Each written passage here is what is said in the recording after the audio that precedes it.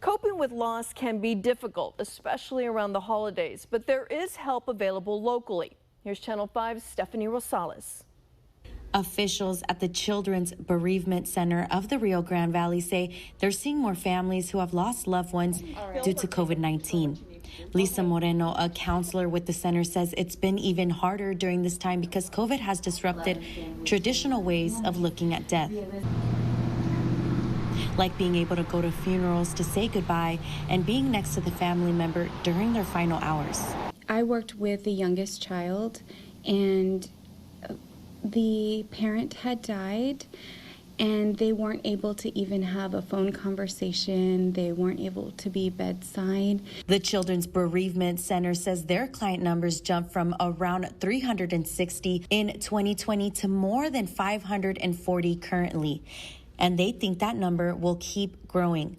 COVID Collaborative, a nonprofit organization, found that around 1.7 of every 500 children lost a parent or caregiver to COVID, including 16,713 Hispanic children.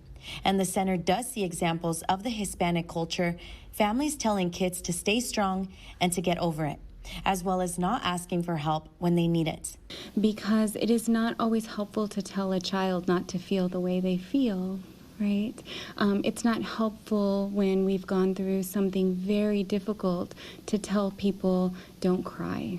Moreno also advises if a family member is sick in bed to let the child know, especially because young ones have vivid imaginations and will create their own scenarios. She says families who are trying to help a child cope with the loss of a loved one need to be more direct and honest. So what we want to do is we want to use language like dead, death, and the body stopped working, because those are very concrete concepts that aren't going to be confusing. Stephanie Rosales, Channel 5 News at 10.